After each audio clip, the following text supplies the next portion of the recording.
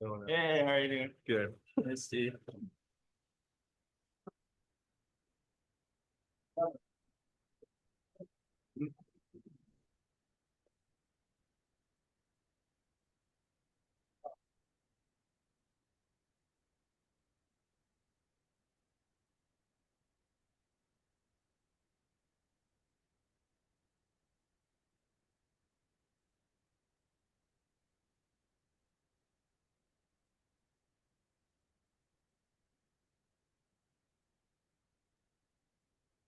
All right, Morgan, should we get started?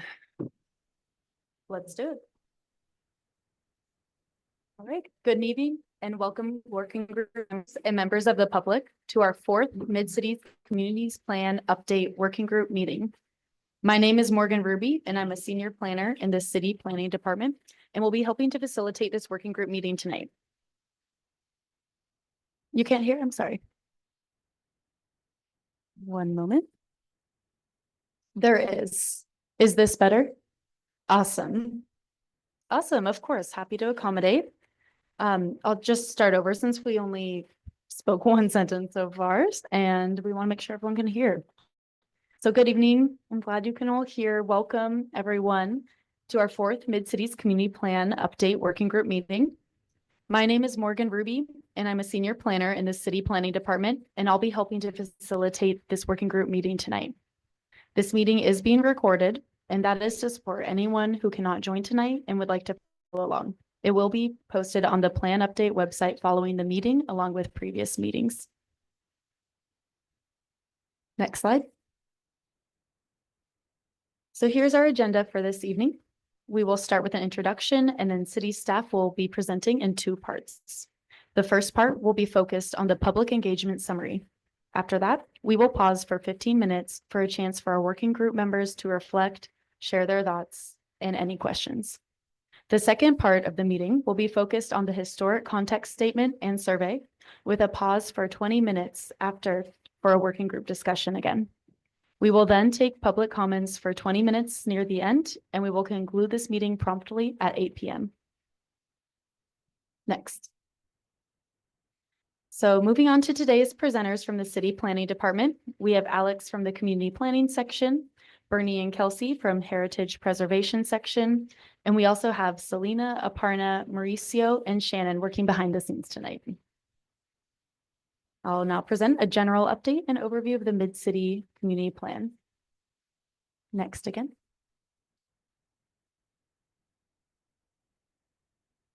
So we have our working group members here tonight, some of us online, who are all residents of the Mid-City representing different areas.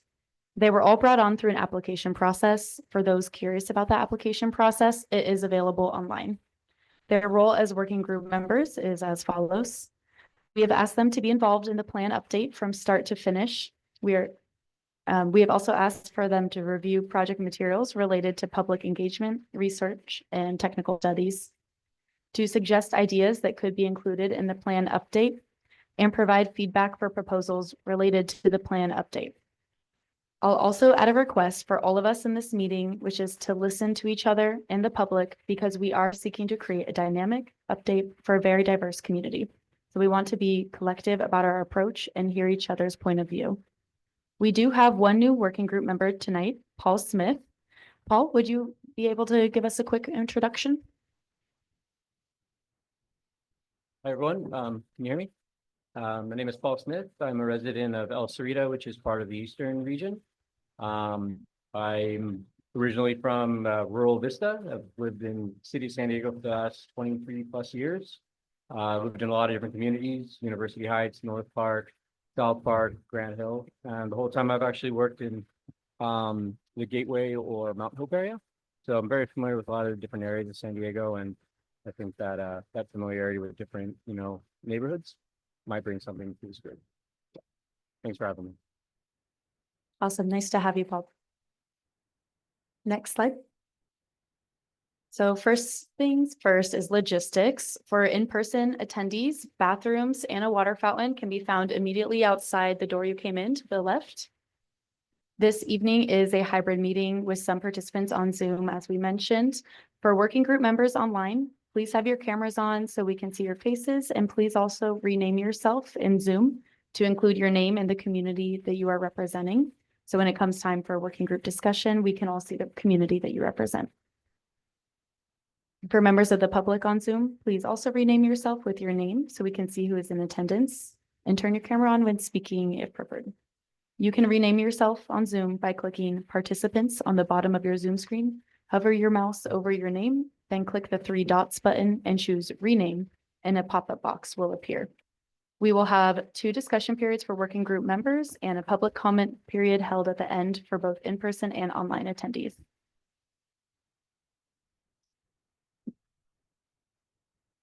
So please observe the way that we want to hold space together tonight during hybrid meetings with this list of meeting agreements. We want to interact respectfully with project staff, working group members, and members of the community. We want to stay concise to create time for as many voices in the room to contribute. We want to consider the diverse needs and goals of the Mid-City communities and work to provide inclusive input and resources. We want to share relevant, on-topic perspectives and information, and we want to help maintain a welcoming and inclusive environment that values all perspectives. In order to stick to our meeting agreement and stay concise in creating time for as many voices to contribute, there could be a topic that comes up where we may be going back and forth on a topic, feeling stuck, or we have questions that we may not have an answer to in that moment.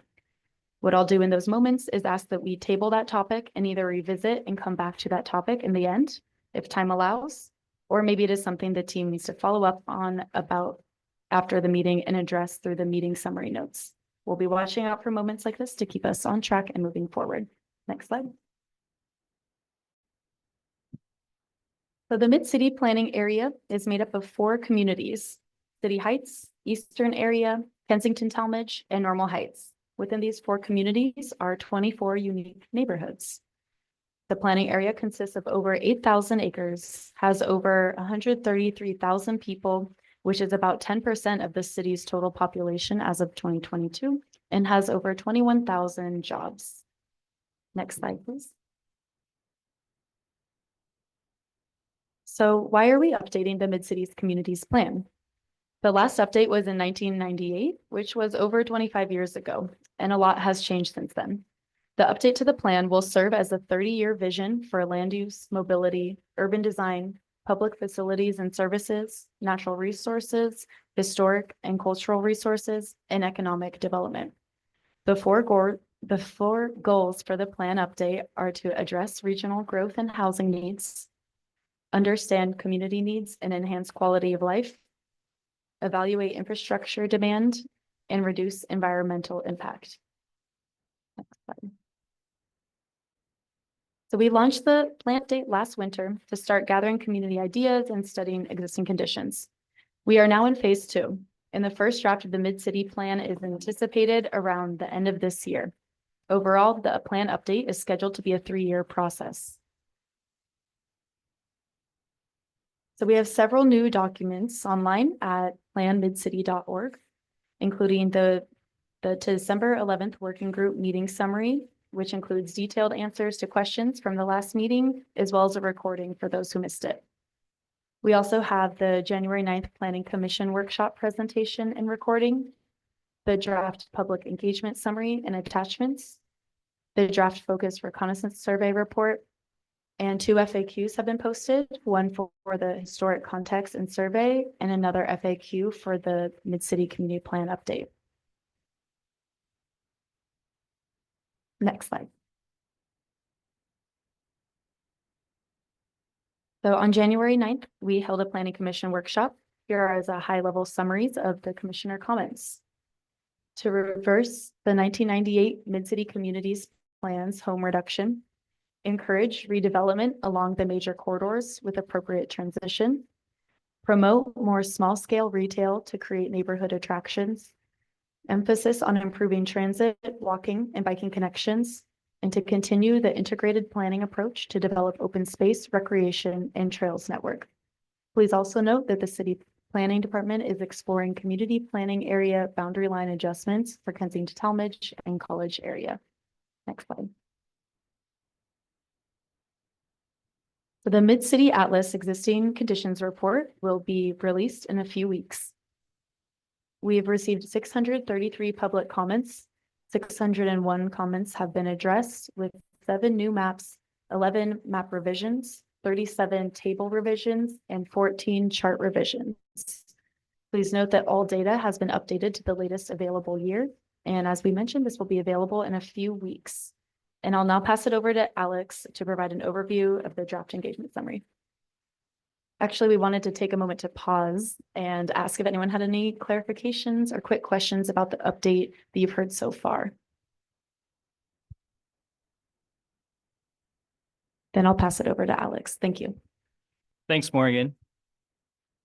Hello, my name is Alex Frost, project manager for the Mid-City Communities Plan Update. Next. Due to large volume of public comments and accelerated plan update timeline, we released 2 documents summarizing the public engagement activities.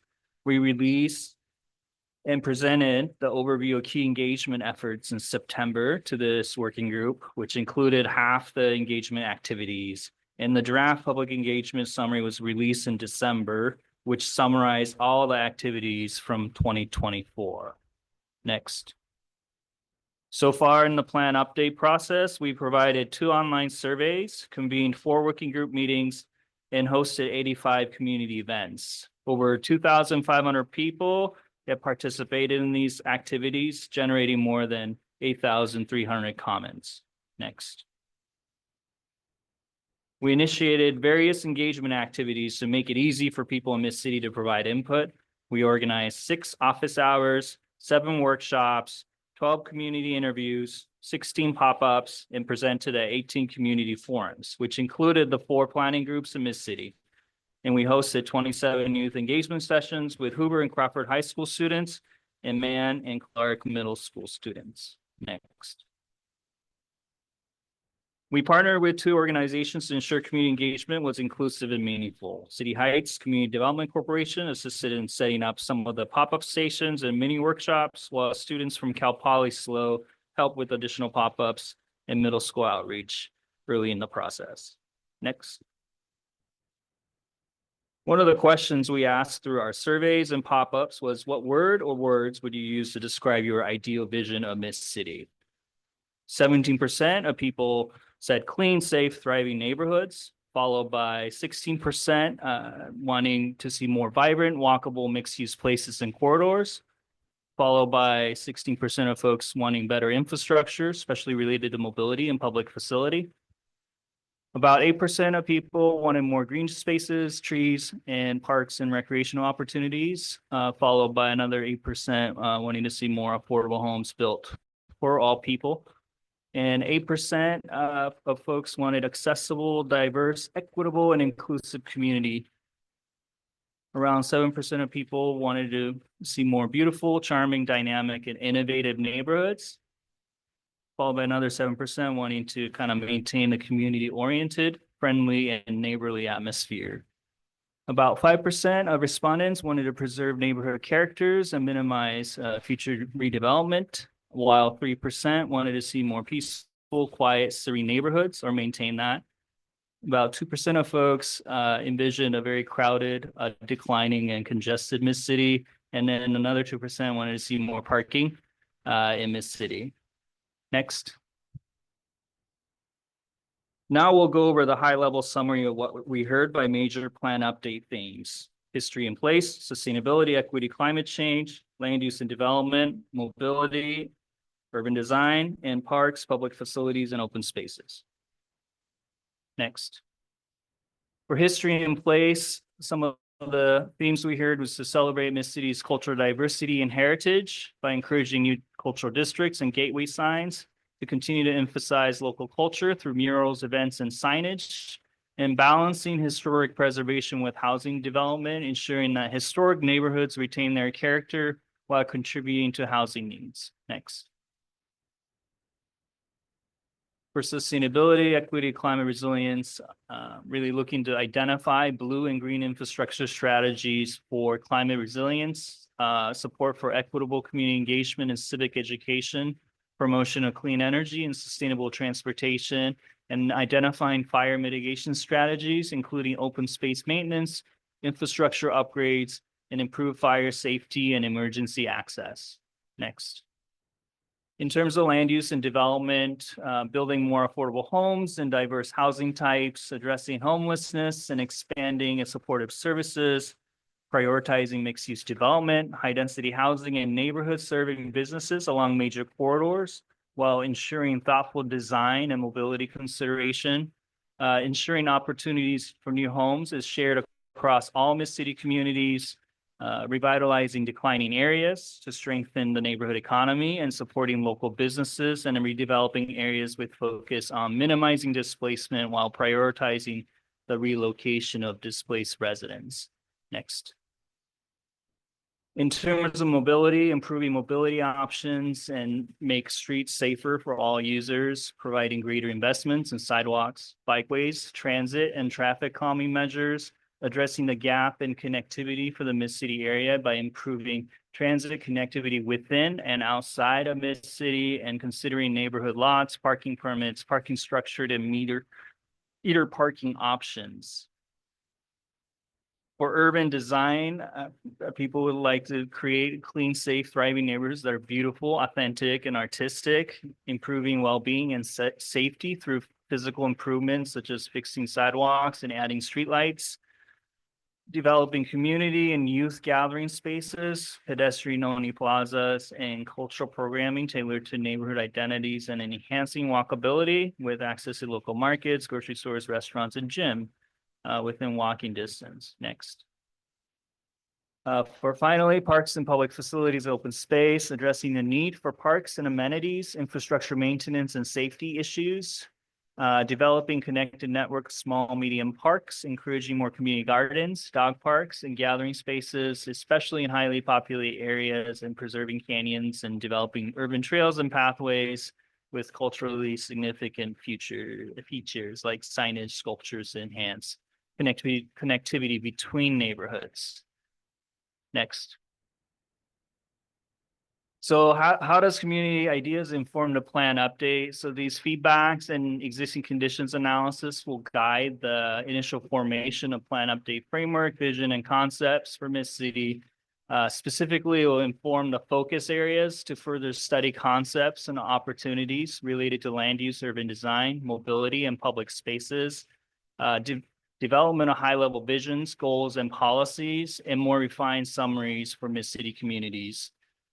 There will be more extensive opportunities for community engagement later this year after the release of the ideas report. Next.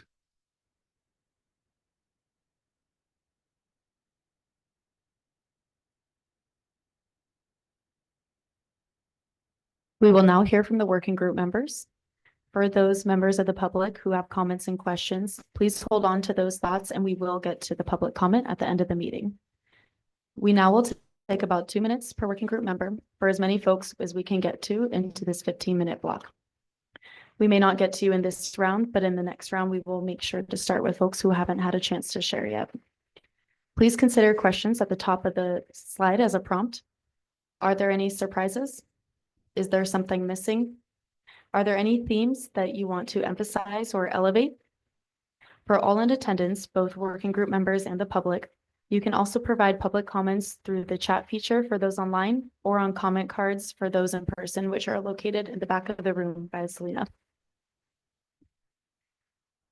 Both the chat on Zoom and the comment cards will be part of the record of this meeting, and we will refer to it to make adjustments as needed.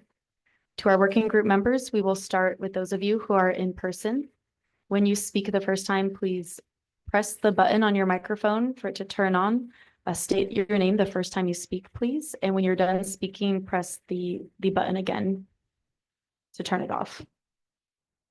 So starting with the in-person working group members, does anyone have something that they'd like to ask? Yes, David. When will these working group meetings have meaningful discussion between the members? The opportunities right now for the meaningful discussion. I have found that the previous meetings have been just being talked at by city staff. And then barely having any, we have a 2-minute comment, but we don't discuss anything. Comments noted. Thank you, David. Does anyone else have any questions, clarifications, comments?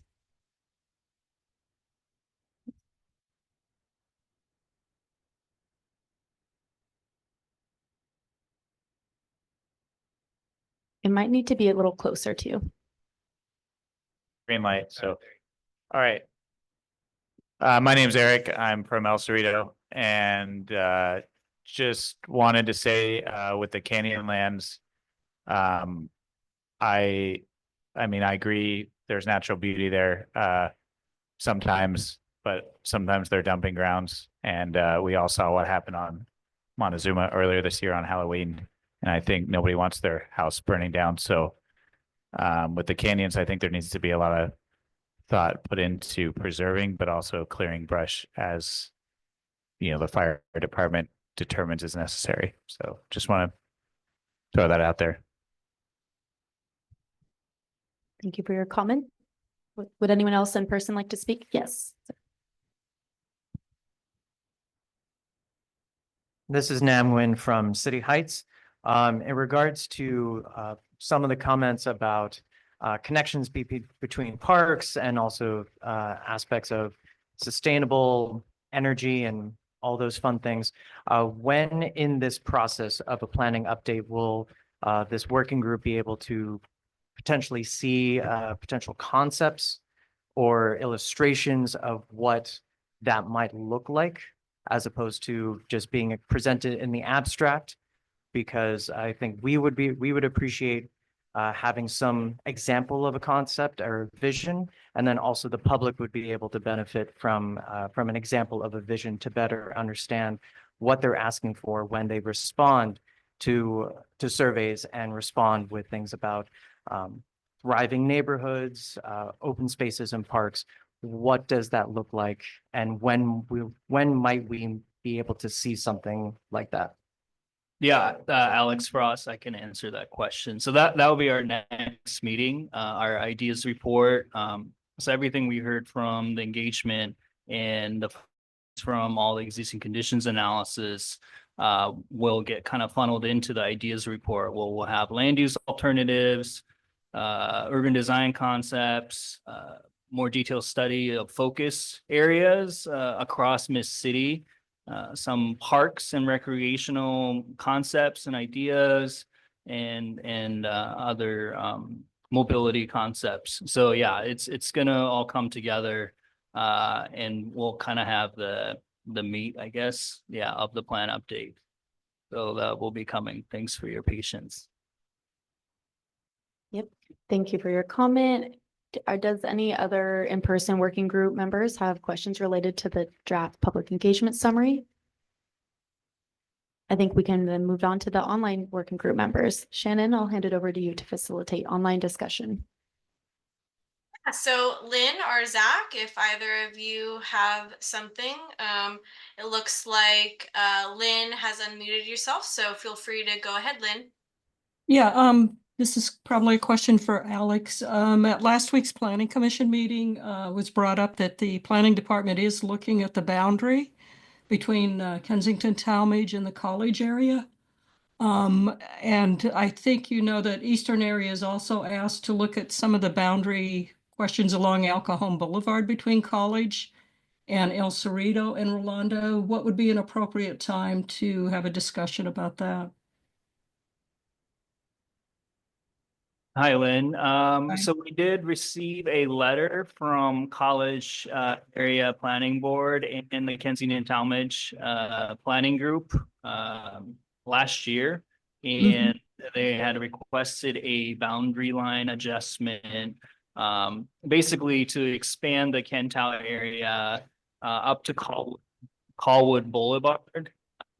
So we're exploring that boundary line adjustments. It keeps getting cut off. I think that what would be helpful is some kind of letter from the Eastern area and adjacent community to be able to understand what the request is specifically. Yeah, so I mean, I can share the letter we received from Kentall and College area planning groups, and so you can kind of see what that looked like. What it should be structured like. Okay, that would be great. Yeah. Thanks, Alex. Yeah, no problem.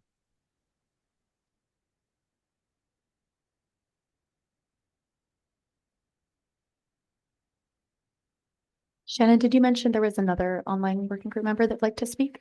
Yeah, Zach, feel free to unmute yourself if you have anything to add, and it looks like you do, so go on ahead.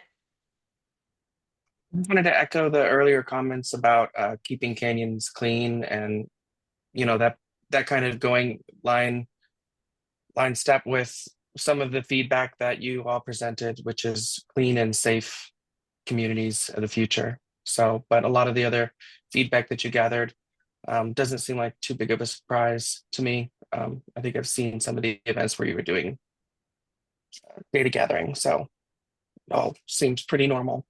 But thank you.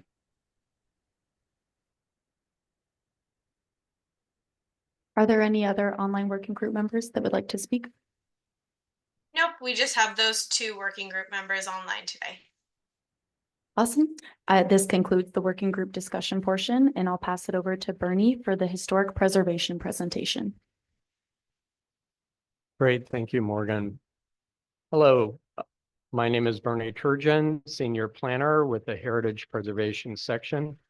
With me this evening is Kelsey Kaline, Associate Planner, and Kelly Stonko, Deputy Director, is joining us online. We're pleased to be here this evening. The presentation is to introduce the historic survey, and I will also briefly provide an overview of the other aspects of the historic preservation component of the community plan update. Some of those were presented at the December working group meeting. Next slide, please. This slide summarizes the historic and cultural resources component of the community plan update.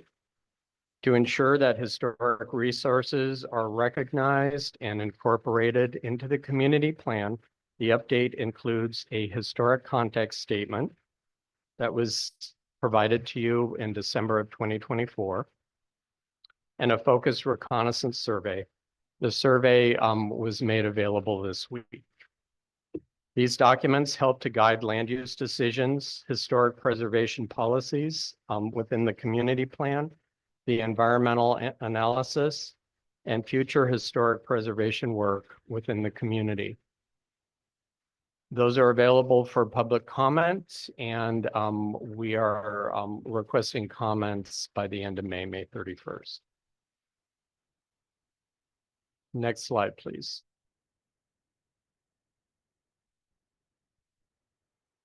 A historic context statement is a technical study that provides an analytical framework for understanding and evaluating the significance of historic properties within the planning area. Next slide, please. Historical context statements describe the broad patterns of historical development of a community. Actually, the previous slide, please. Thank you. Historical context statements describe the broad patterns of historical development of a community, identify the themes important to the history of the area or a subject covered by the context, and provide guidance for identifying historical resources and determining whether they are significant. Historic context statements provide the foundation for preservation planning and successful historic survey work. Next slide, please.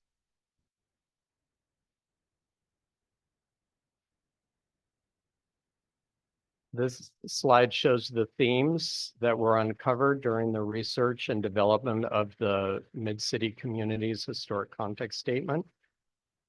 A theme within a historic context statement is a broad, overarching idea or narrative that explains the significance of a specific period, place, or type of property within the history of the area.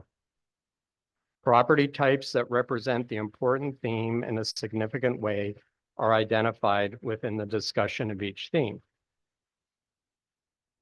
The themes uncovered are early development of streetcar suburbs from 1885 to 1950, the independent city of East San Diego, 1912 to 1923, residence parks and speculative residential development, 1915 through 1945, early commercial and transportation development, 1915 through 1945. Next slide, please. The remaining themes: post-World War II, commercial and automobile-related development, 1945 through 1984. Civic and institutional development, 1900 through 1984. And immigration to Mid-City, 1975 to 1990. Next slide, please. The context statement also includes a study list. These are notable properties that were uncovered during the research for the context and then the survey work. There's an initial list of 71 notable properties based upon themes identified in the historic context statement. They were not evaluated, however, for historic significance, but could be in the future. And it's not a comprehensive list and open to public input. And the historic context statement, just to note, does not designate or regulate properties. It's an analytical framework. Next slide, please. This slide shows some examples of locally designated historic resources in the communities. Historical resources are the physical, tangible representation of the events, people, and architecture that have shaped our city in an important way and connect us to our collective past as we plan for the city's future. Historical resources include buildings, structures, objects, sites and landscapes, districts, archaeological resources, and traditional cultural properties that meet one or more of the city's local designation criteria, or that are listed or determined eligible for listing on the state or national historic registers. Next slide, please. This slide looks at resources that were previously identified in the communities. Individually designated historic sites and historic districts in Mid-City are shown on this slide. Historic sites are shown as blue dots.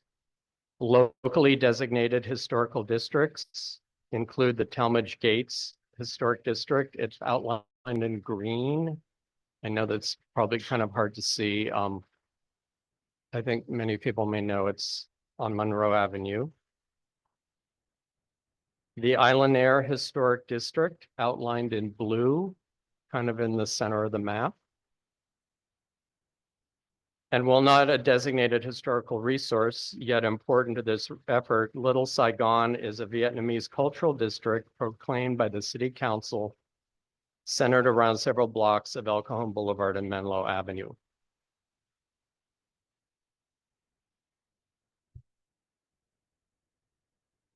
Next slide, please.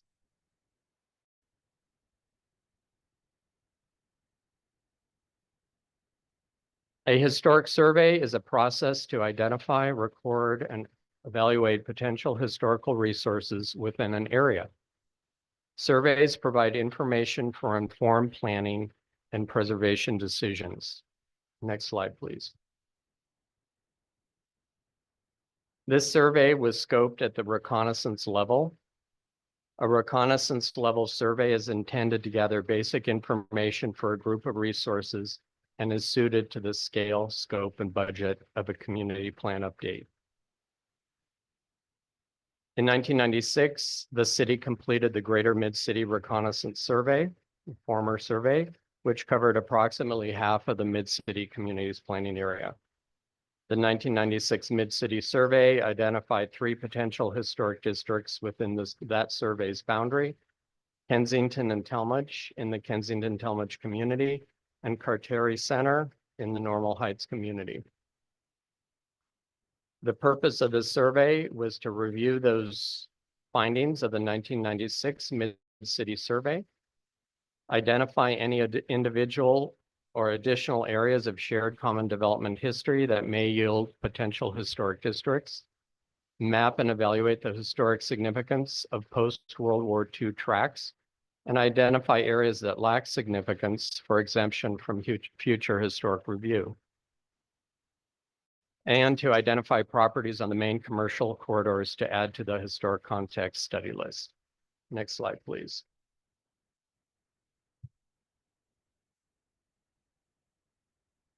This slide covers the findings of the 2025 survey in terms of historic districts. They identified potential historic districts using a tiering framework, which I'll discuss in more detail later. All potential historic districts were previously identified in 1996. However, this survey is proposing slightly different boundaries of those districts.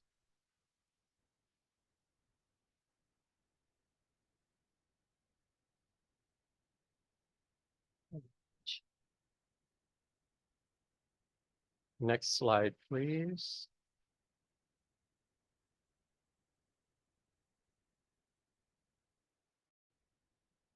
This slide kind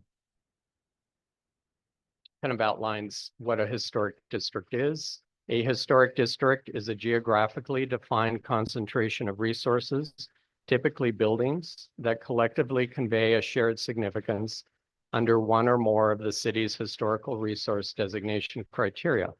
Individual buildings within the boundary of the historic district may or may not be significant on their own, but much like pieces of a puzzle, these properties come together to paint a picture and tell an important story about our city's past. A historic district is also a sum of its parts and is comprised of contributing resources that convey and contribute to the significance of the district, and non-contributing resources that do not. Next slide, please.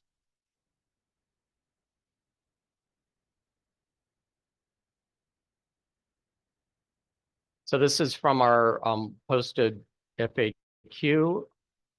If a historic district is designated in the future, are new development and homes allowed? The answer is yes. The purpose of a historic district is to protect the historic features and elements that tell the story of why a district is significant, not to prevent all change within the district. Properties within historic districts can be adaptively reused for new uses and new construction, including homes and accessory dwelling unit homes. If the improvements are consistent with the U.S. Secretary of Interior standards and any applicable design guidelines, approval can be issued with a simple building permit. If the improvements are not consistent, or if demolition is proposed, a site development permit is required. The city works with owners of historic properties to add to their historic buildings and permit new homes through a building permit process. Next slide, please.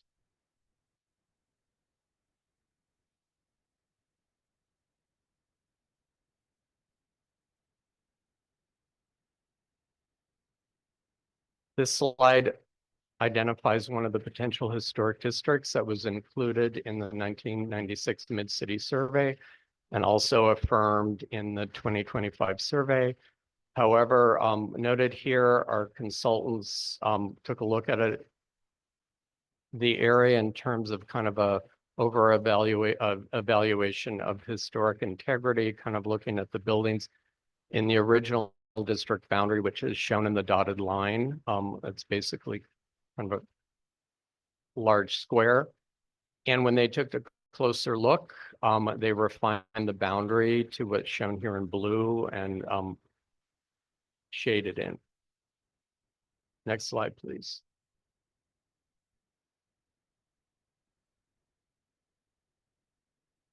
This is a map and a description of the potential district called Talmadge Park. And this was also identified in the 1996 Mid-City Survey, at least a portion of it was. That survey did not cross Aldine Drive. This survey, of course, does. And it's shown here in various colors. There's the Talmadge Park subdivision units 1, 2, and 3, kind of counterclockwise. Talmadge Park Estates, which I think some of you know is part of a National Register district. And this, our consultants took a look at the subdivision history of the area, and they did kind of a light survey of buildings and property types and concluded that a district that could be nominated for designation locally would include the original Talmadge Park subdivisions, units 1, 2, or 3, shown here in the dark blue line. Next slide, please. It was presented in December. There was a map of the 1996 survey, and it showed the district proposed for Kensington, which was one large district. Our consultants took a close look at the subdivision history and the property types and kind of the development, and concluded that in the Kensington neighborhood, 2 potential districts could be designated with a boundary generally at Aldine Drive. So this is the portion that's south of Aldine that they are calling Kensington Park after the original historic subdivision. Next slide, please. Shown here is the other district in the Kensington neighborhood, Kensington Manor and Heights, named after the historic subdivisions. Generally north of Adams Avenue, Aldine Drive. And the subdivisions here are highlighted in different colors. It was also identified in the 1996 survey, and so this covers all of Kensington. Next slide, please.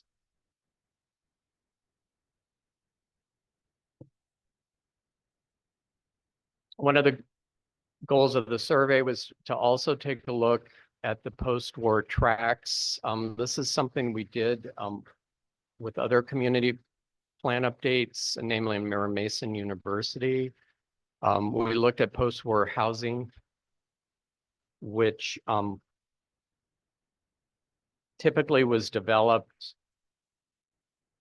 in what the consultants call a master plan.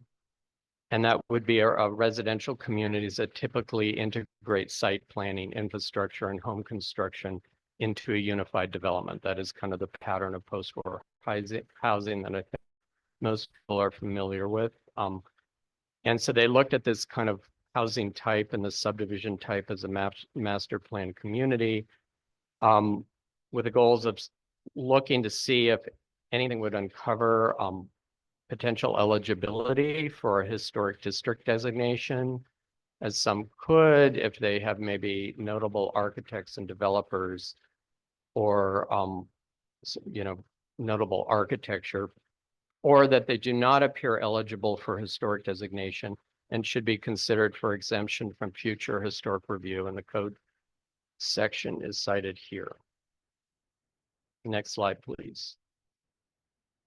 So the post-war tracts were evaluated for an association with a notable architect, builder, or developer, distinct versus ubiquitous housing forms, architectural merit and cohesion, innovative building techniques, design principles, or planning methods, and overall integrity. Integrity is the based on kind of the original condition of the building and how any modifications are able to convey its historic significance.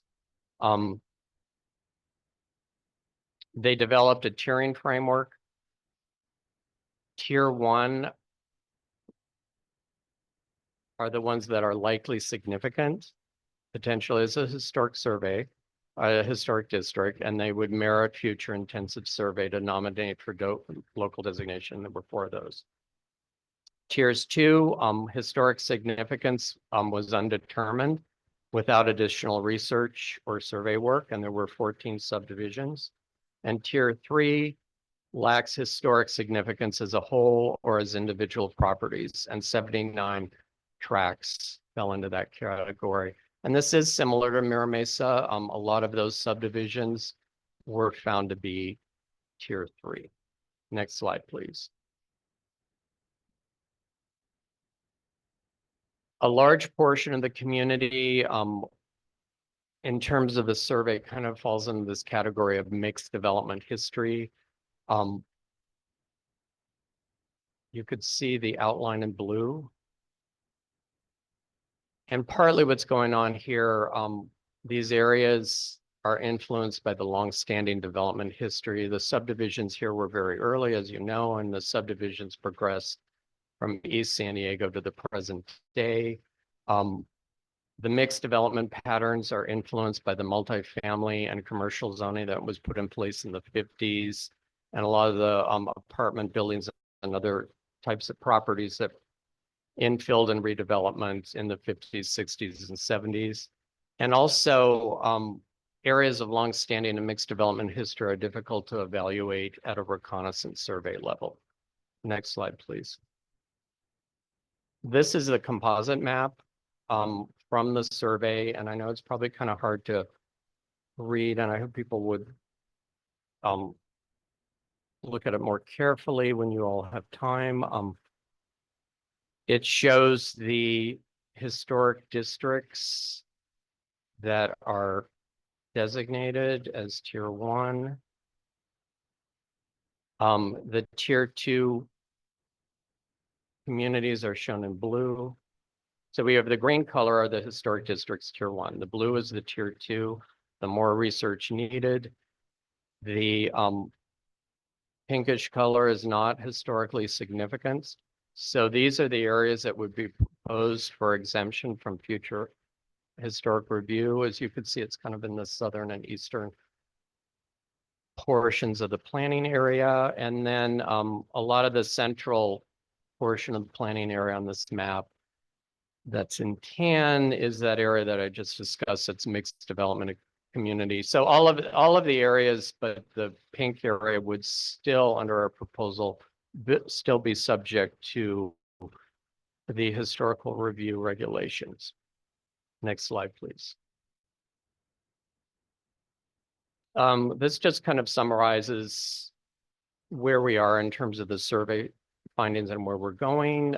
Due to the size of the plan area, the 2025 survey does not scope to survey all the properties in Mid-City or to evaluate all eligible resources. That is just the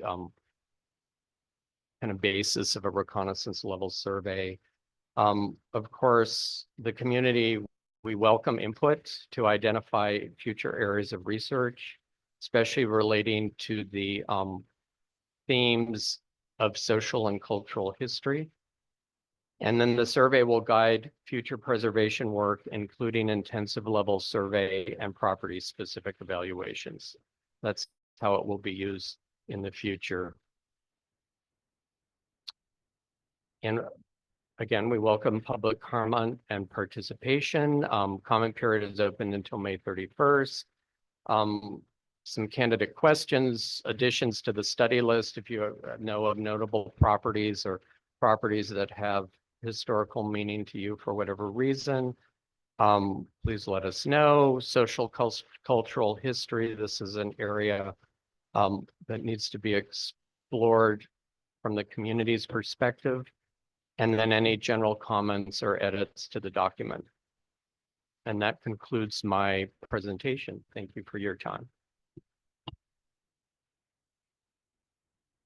Thank you, Bernie.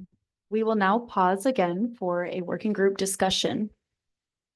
Please consider the questions at the top of this slide as a prompt. Do you have any clarifications that you would like made or questions? Are there any sites that should be added to the study list? And what's important in the social and cultural history of the Mid-City communities that we should be aware of? And are there any general comments? To our in-person working group members, as a reminder, please state your name if it is your first time speaking into the microphone. And would anyone like to start? Yes, Nam. Nam Nguyen from City Heights. Looking through the listing for on page, one second, page 68 in terms of local religious and cultural sites. One that is missing is the Tien Hao Temple located at 4538 University Avenue. It's significant to the Vietnamese community and frequently a site for events, and particular for the Lunar New Year Festival. So recommend that it be added to the list. Thank you, we will. Thank you. Anyone else like to go next? Yes. Well, I hesitate to comment on a neighborhood that's not my own, but there's a portion of Normal Heights in the southwestern corner that had no alleys and so didn't get the Huffman treatment. I think it's an area worthy of study to see if it might be a potential historic district. The other comment is, on a couple of the slides, the Talmadge Gates Historic District boundary is slightly off. Thank you. We will look into that Normal Heights area with a little more detail. And we do have a good GIS layer of Talmadge, so, or the gate, so we will add that to the map. Thanks. Thank you. Is there anyone else? Yes.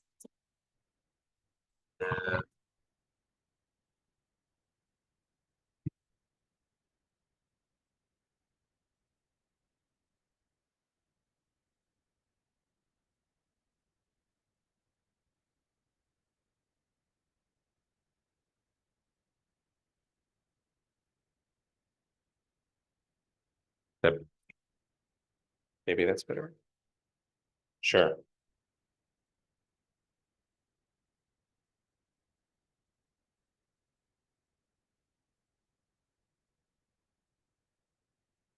Thank you, Nam. This is Thomas from Normal Heights. I had one comment on one of the slides. It mentioned that the list of potential historic resources and sites, sort of as stated, is not open to public comment, at least as it was written. Is that correct, or is it still open for public comment? It's open, everything is open for public comment, especially the study list. Okay, great. Thanks for the clarification. And then the other question was, mixed development areas were not necessarily considered during the study. Is that correct? Mixed development development areas were part of the survey, and so they were considered at the reconnaissance level. The findings were that the reconnaissance survey didn't uncover any potential districts within mixed development areas, so they would still be subject to the historic review. Okay, great, thanks. Sorry, that's it for me. Thank you. Thank you, Thomas. Yes, Paul. Just to clarify a little bit more on what was just said. So the mixed development areas, they were reviewed. And they're open still for, basically, are they going to be considered like in tier 3 or tier 4 based on the criteria on that you've already posted, or is that still to be determined? The mixed development areas were not part of the tiering area, so I guess one could maybe call them a new tier 4. We do welcome any input. One of the goals of the survey was to look for kind of shared common history, particularly historic districts, as well as to inform the study list. So I know a lot of the area kind of falls into the mixed development area history. If there's input or suggestions, or people think that there are kind of clusters of coherent buildings that may, kind of look like a district, we certainly could take a look at that. Thank you. Yes, Randy.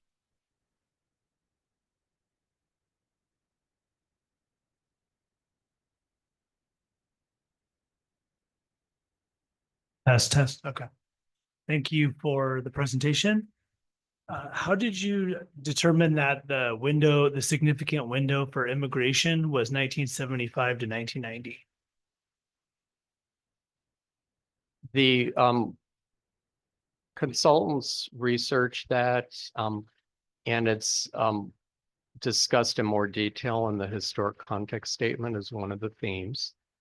And the 1975 date begins with the immigration of the Vietnamese community to the City Heights area. And the 1990 date is a cutoff because we don't typically analyze the recent past. So we're looking kind of at the earlier history. And so that is kind of looking at that 1980s planning era and era of immigration in 1990. That's not a fixed date. If there's an idea that the immigration and cultural history kind of extends into the 1990s, then that's something we would like to hear about. Okay.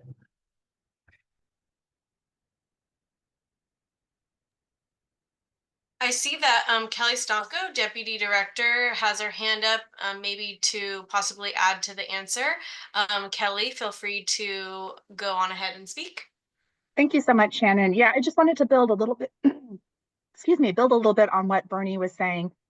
In terms of the period of time or period of significance associated with the immigration theme, it's certainly not intended to imply that immigration stops in 1990. We certainly know it continues through the present day.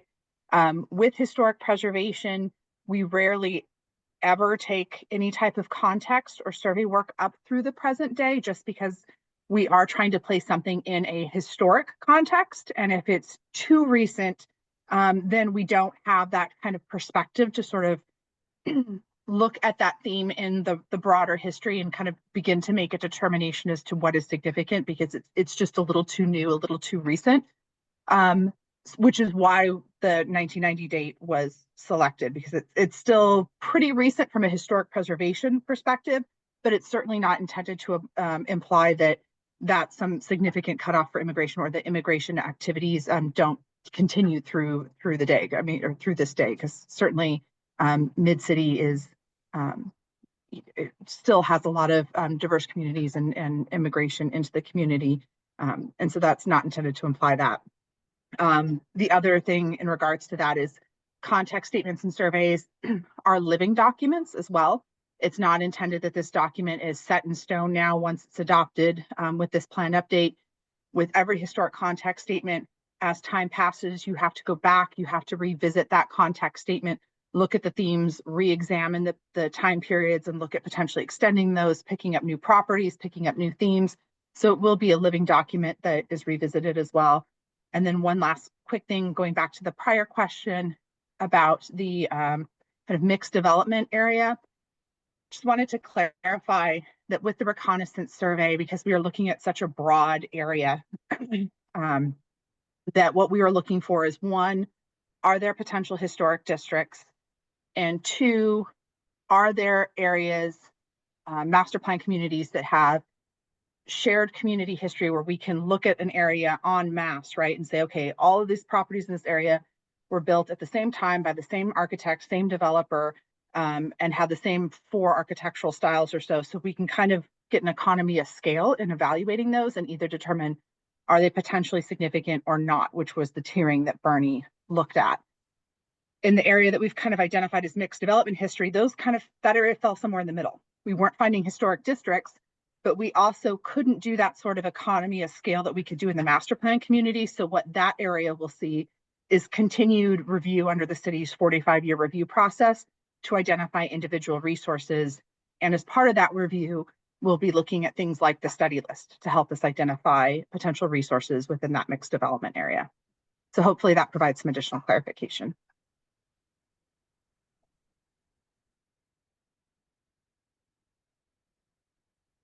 Test. All right, thank you for that follow-up. I did have a follow-up question. I'm not sure when that the significant period should begin and end, but I do want to point out that there's a significant Somali community in City Heights. It's one of the, at one point it was the second largest in the entire country.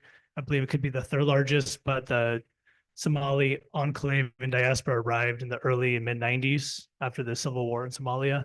So I would recommend including that in historical analysis. And I also have a question. Can you tell us the difference between a cultural district and historic district? And what does a historic district mean from a planning and development standpoint? So cultural districts are, excuse me, they're not necessarily related to the city's historic preservation program. They're not historical resources or designated historical resources. They're not identified by the city's historical resources board.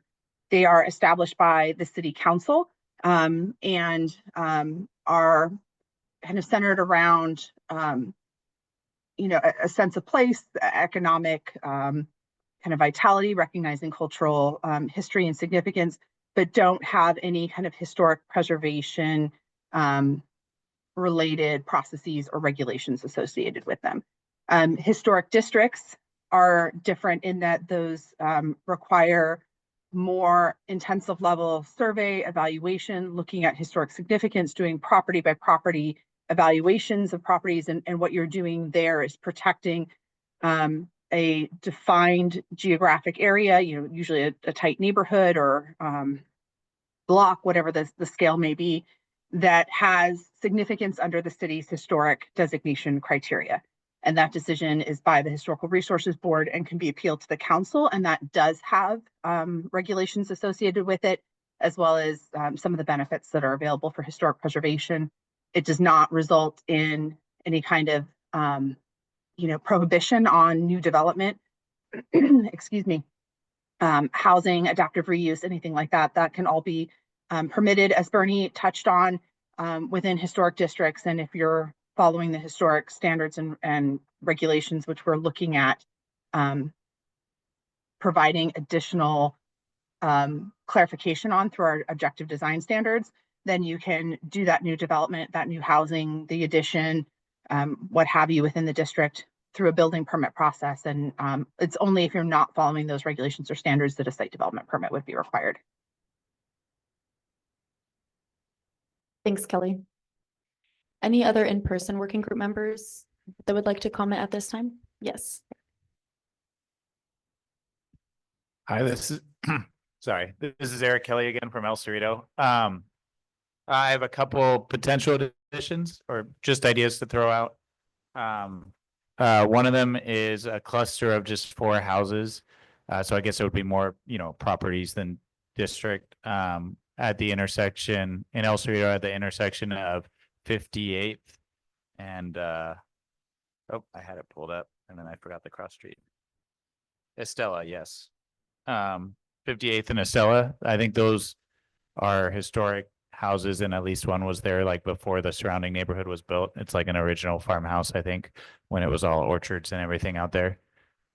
So again, that's 58th and Estella, just 1 block south of El Cajon Boulevard. And then City Farmers Nursery opened in 1972, and I think it should be recognized. It's a pretty special place and property in City Heights, I think. And then another thing I just wanted to say, and I just want to say that I'm not super familiar with historic districts and the legal ramifications, but I have read articles that they have been used to stop development where it's needed. So, you know, often by affluent, well politically connected residents. And in an age of skyrocketing housing costs, I think we need to be very careful about that. And, you know, having historic districts used as a weapon to stop development. And then also, I've also read articles that, again, affluent, well-connected people get their properties designated and then get tax benefits because of that.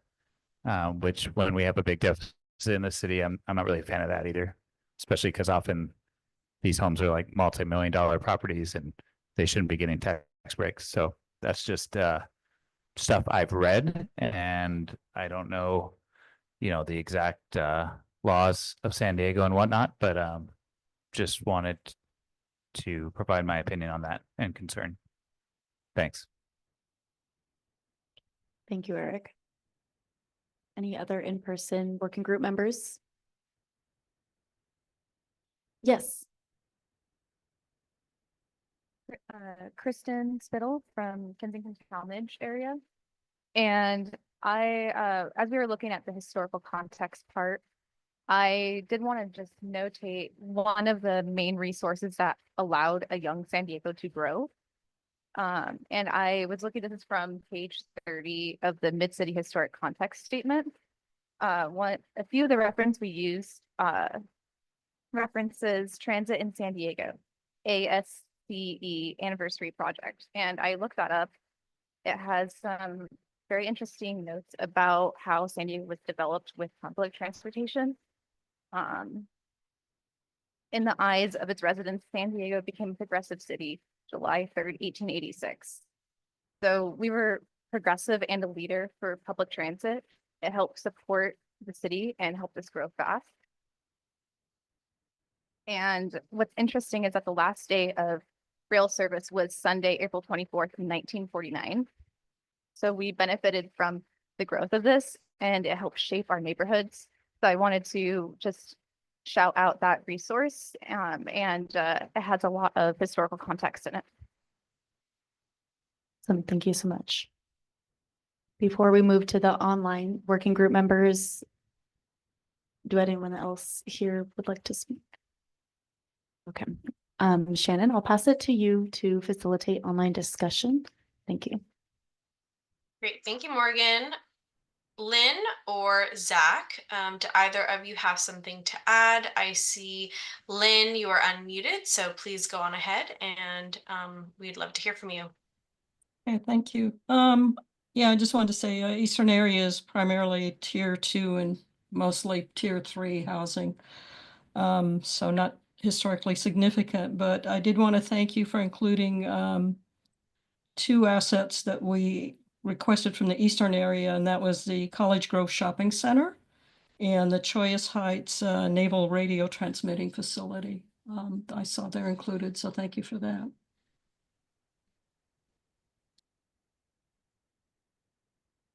Thank you, Lynn. Zach, do you have anything you'd like to add? Nothing at this time. Thank you. Thank you.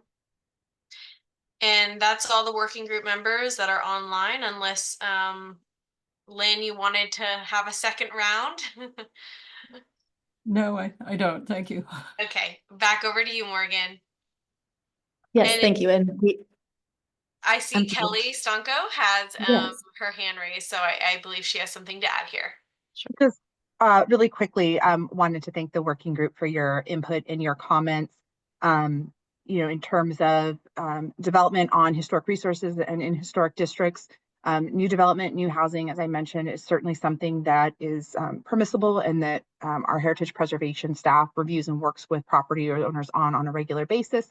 That being said, Bernie did make reference in his presentation to our Preservation in Progress initiative, which is currently underway. It's the comprehensive update to our heritage preservation program. And as part of that, we are looking at ways that we can further incentivize preservation of historic resources and districts in a manner that accommodates housing in through a clear and wherever possible by right development process, looking at things like objective design guidelines, permit streamlining, and so forth. So just encourage folks, if you're interested in learning more about that as well. I know it's not the topic of today's conversation, but you can go to sandiego.gov/preservation in progress and learn a little bit more about that initiative and sign up if you're interested in following us along on that initiative as well. So thank you very much for your time and your comments today. I did want to add that Marcellus Anderson, a working group member, is also online. So Marcellus, I know I apologize for not giving you a chance to speak earlier, but I see that you're here with us now. I have allowed you to unmute yourself. So if you would like to speak, please do. Oh, thank you. No, I have no comment. I just wanted to acknowledge that I am here.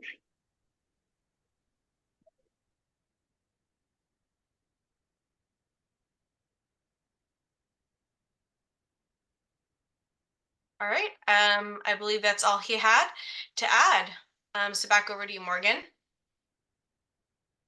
Thank you, Shannon, and feel free to, if there's more comments that come up. But we do have another in-person working group comment. Yeah, Eric, go ahead. Yeah, this is Eric again. I just wanted to correct my former statement. I was a block off. It is the 4 properties I was referencing with those older homes in El Cerrito are 58th and Adelaide, not Estella. So sorry about that. Thank you for the clarification. All right, we will now move on to public comment. For the online folks, if you would like to offer a comment in the chat, you may do so, and it will be documented. For those who would wish to voice their feedback or questions, please use the raise hand function, and Shannon can grant you access to unmute yourself. For those of you in person, we do have comment cards available in the back of the room. And for the people in person, we have a podium set up over here on your right, and you can come up to the podium and line up with your comment cards. If any members of the public would like to speak, please come up to the podium. And as a reminder, the microphones, they have one button. You press the button to start speaking and press the button again to conclude speaking.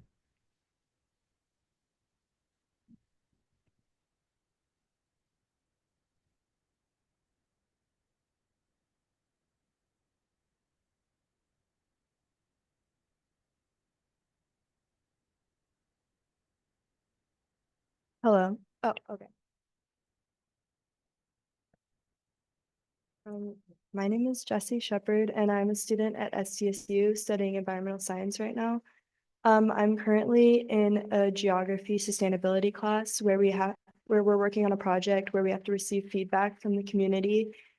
And one way I'm doing this is, we're trying to align the city goals with the UN SDGs, which are sustainable development goals. And one way I'm doing this is raising awareness about the app called Get It Done, run by the city of San Diego. And I'm currently conducting a survey that should only take about 2 minutes, where I receive feedback of if people know about the app, if people are using it, and some feedback about how where they want to make it better. And so if you would like to participate, I would appreciate it as well. Thank you. Oh, I'll have a QR code that you can scan. So if you want to scan it, thank you. Thank you. Would anyone else in person like to speak at this time? If not, we'll move to the online people and we can come back. For our online attendees, we will begin first with Rami Zomsky. I'm allowing you to unmute yourself. Thank you. I was just wondering if there has been any work around the issue that due to incorrect high points set by the city, many properties in Mid-City now have incorrect property lines. Normal Heights has been my focus and that of my expert, but my understanding is that this issue affects all neighborhoods older than a century. The city has been reluctant to hand over documents that state law says we are entitled to in order to prove this out and fix it.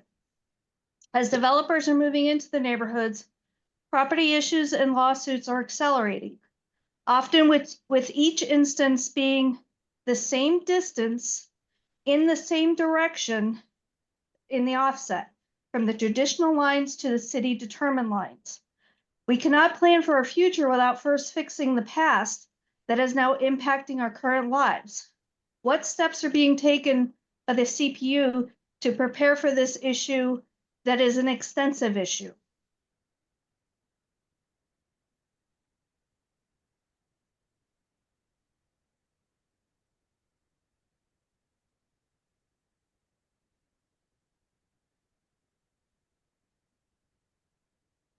Thank you. Are there any other online folks that'd like to speak, Shannon?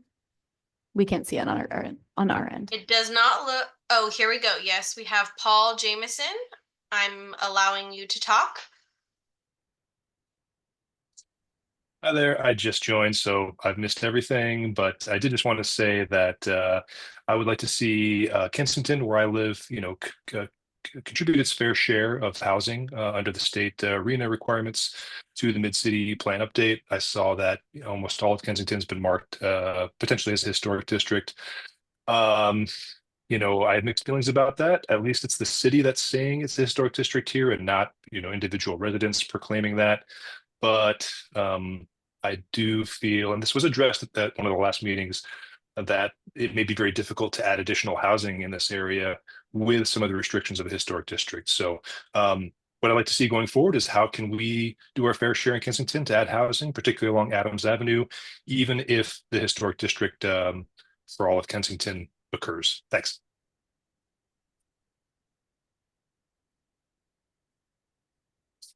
Thank you for your comment. And at this time, I don't see any other hands up from the public to speak online. Great, thank you. I'll give another moment in case anyone is trying to gather their thoughts and has a question or comment. At this time, if any working group members, there was something they wanted to say and didn't get a chance to say. Yes, Lisa, go ahead. So I disagree with this myth that historic anything prevents housing and growth. Like I said last time, I'm from Manhattan. We have historic districts. It's the most populous city in the United States. It did not prevent housing. It did not prevent growth. It's still going. It never stops.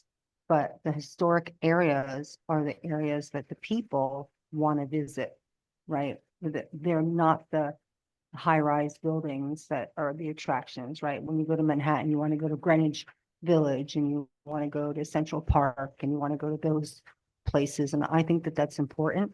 And I completely disagree that it has anything to do with the housing crisis. I just don't think that that's a true statement. Thank you. All right, yes, Sam, go ahead. Just to echo the comment about all the areas being able to contribute to housing supply going forward with the mid-city planning update. Something that I would like to see for the ideas report that's coming up by the next meeting is to potentially have requirements for any developments if there are historically designated areas for something like requirements for vernacular architecture in terms of any new builds. So looking forward to seeing some of the ideas in the ideas report. Thank you. And also this is Nam Nguyen from City Heights. Thank you, Nam. All right. Yes, David. I just want to say that historic districts are probably one of the best ways to resolve conflicts between development and preservation, because it sets clear lines as to where preservation is a priority and where development is a priority. And so that uncertainty is removed from the development process. So I became involved with historic preservation about 17 years ago. And it became very clear to me within the first year or two that historic districts are the best way actually to speed development, because it removes that uncertainty from the development process and the chaos of the 45-year review process.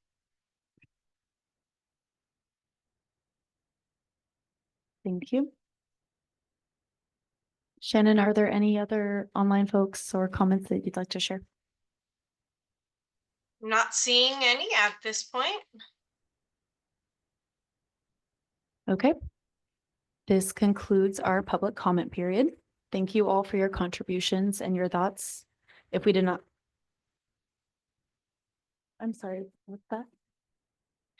Yes, the people in the back, I'm sorry, no one, I don't think anyone had a comment, but thank you for pointing out. If you do have a comment, members of the public, you are more than welcome to step up to the podium. But yeah, no pressure. We're happy to have you here regardless. So this concludes our public comment period again. I'll now pass it back over to Alex to conclude today's meeting. Thanks, Morgan. Next slide.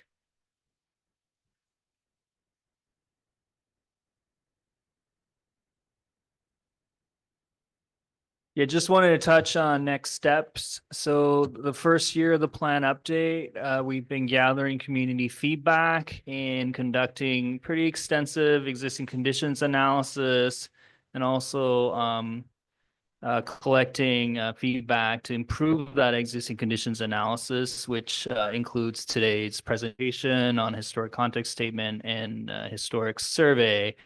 So outputs from these two engagement and existing conditions, the technical studies will flow into the ideas, which is a draft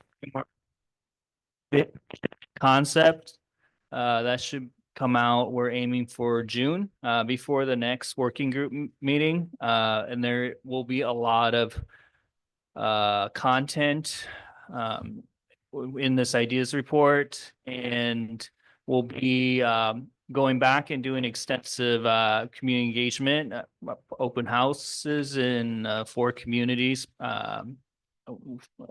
related to the ideas report, probably starting in the summer.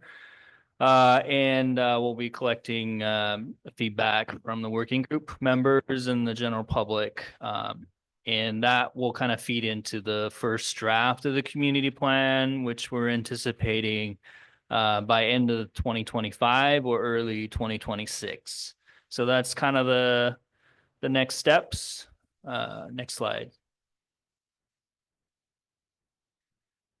Upcoming events, how to stay involved. So please check out our planmidcity.org website. All the studies and documents are available there. And you can provide comment to the historic context statement and the focus historic reconnaissance survey until end of May. And we are tentatively planning the next working group meeting in mid-June. And releasing the ideas report early June. So that's our next steps. Next. Yeah, so that concludes today's meeting. 35 minutes to spare. So thank you today for attending, and have a good rest of your night. Good night. Thanks, everyone.